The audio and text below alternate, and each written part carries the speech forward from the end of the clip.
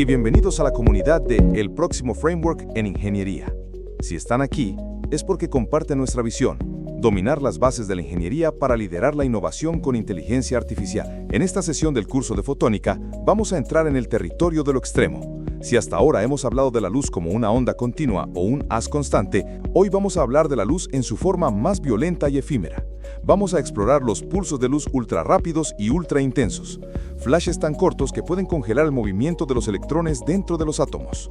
Para empezar, ¿cómo creamos un pulso de luz increíblemente corto? Si piensan en el sonido, una nota musical larga y pura tiene una única frecuencia. Para crear un sonido corto y seco, como un aplauso, se necesita la combinación de muchísimas frecuencias sonando a la vez, perfectamente sincronizadas para que se sumen en un único instante y se anulen en el resto. Con la luz ocurre exactamente lo mismo. Un láser normal emite en un rango de frecuencias muy estrecho. Para crear un pulso ultracorto, necesitamos un láser que emite en un rango muy amplio de frecuencias, de muchos colores a la vez. Y lo más importante, necesitamos forzar a todas esas ondas de luz a que viajen en perfecta sincronía, a que sus crestas se alineen en un único punto en el tiempo. Este proceso se llama mode locking, o enganche de modos.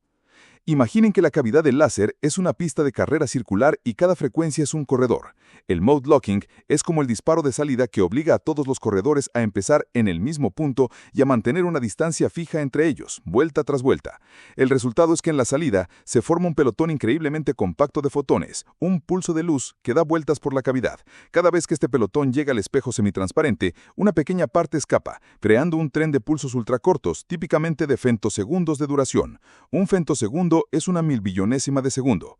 Ya tenemos nuestros pulsos, pero son relativamente débiles. Ahora viene el verdadero desafío. ¿Cómo los amplificamos a niveles de energía colosales sin destruir el propio amplificador? Si intentamos meter un pulso tan corto y por tanto tan intenso en un cristal amplificador, la intensidad sería tan alta que lo vaporizaría instantáneamente. La solución a este problema fue tan genial que mereció el Premio Nobel de Física en 2018 y se llama amplificación de pulso gorjeado o Chirped Pulse Amplification.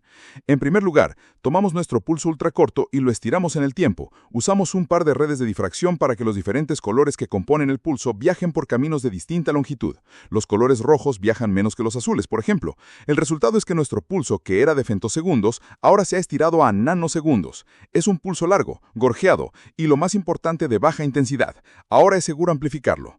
En segundo lugar, pasamos este pulso estirado a través de un medio con ganancia, un amplificador láser, que le inyecta una enorme cantidad de energía. Y en tercer lugar, revertimos el proceso. Pasamos el pulso largo y amplificado por un segundo par de redes de difracción, el compresor, que hace exactamente lo contrario que el primero. Comprime toda esa energía de vuelta a su duración original de femtosegundos. Toda la energía que hemos añadido al pulso largo se concentra ahora en un instante de tiempo diminuto, creando un pulso con una potencia pico astronómica, de teravatios o incluso petavatios. La versión moderna y más avanzada de esta técnica es el OPCPA, o amplificación paramétrica óptica de pulso gorjeado. En lugar de un amplificador láser convencional, se utiliza un cristal no lineal. Es un proceso más eficiente que permite amplificar anchos de banda aún mayores, lo que se traduce en pulsos finales aún más cortos. Cuando un pulso es tan corto que solo contiene unas pocas oscilaciones de la propia onda de la luz, entramos en un régimen físico fascinante. El primer concepto clave es la fase portadora envolvente, o fase absoluta. Imaginen a un surfista en una ola. Si la ola es muy larga, no importa mucho en qué punto exacto de la cresta empiece a surfear. Pero si la ola es increíblemente corta, si es solo una única cresta, el punto exacto donde empieza lo es todo.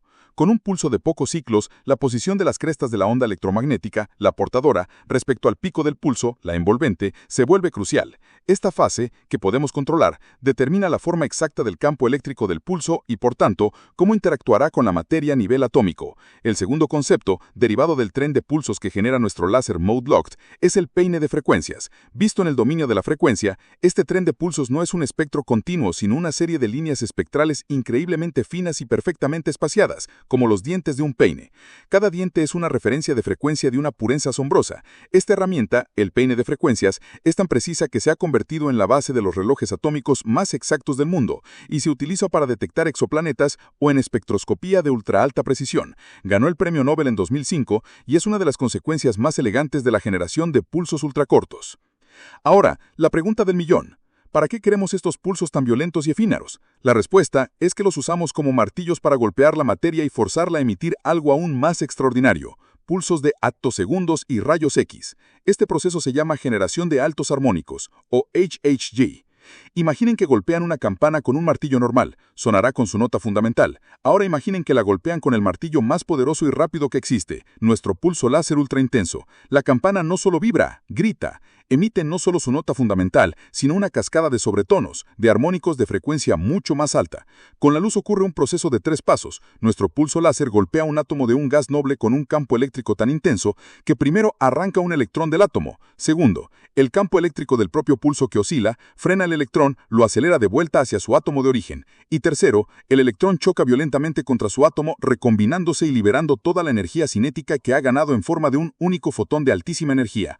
Este fotón ya no está en el visible, está en el ultravioleta extremo o incluso en los rayos X. Y lo más increíble es que este buste de luz ocurre en una escala de tiempo de atosegundos. Un atosegundo es una trillonésima de segundo. Es la escala de tiempo natural de movimiento de los electrones en los átomos y las moléculas. Finalmente, si tenemos pulsos tan increíblemente cortos, ¿cómo demonios los medimos? Ningún dispositivo electrónico es suficientemente rápido. La respuesta es que tenemos que usar el pulso para medirse a sí mismo. Es una técnica de autocorrelación. La idea básica es tomar el pulso ultracorto que queremos medir, dividirlo en 2 copias idénticas y luego hacer que estas 2 copias interactúen en un material no lineal. Se introduce un retardo variable en el camino de una de las copias. Cuando los 2 pulsos llegan al cristal al mismo tiempo, se superponen y generan una señal. Si llegan en momentos diferentes, no. Al medir cómo cambia la señal generada a medida que variamos el retardo entre las 2 copias, podemos reconstruir la duración temporal del pulso original. Técnicas más avanzadas como Frog o Spider no solo miden la duración, sino que son capaces de reconstruir completamente la forma del pulso y su fase, dándonos un retrato robot completo de nuestro increíblemente efímero objeto de estudio. Es el arte de usar la luz para fotografiarse a sí misma. Para recapitular este viaje a los límites de la fotónica, hemos aprendido a generar pulsos ultracortos sincronizando las frecuencias de un láser mediante mode locking. Hemos visto cómo amplificarlos a potencias astronómicas de forma segura con la técnica de OPCPA, estirando, amplificando y comprimiendo.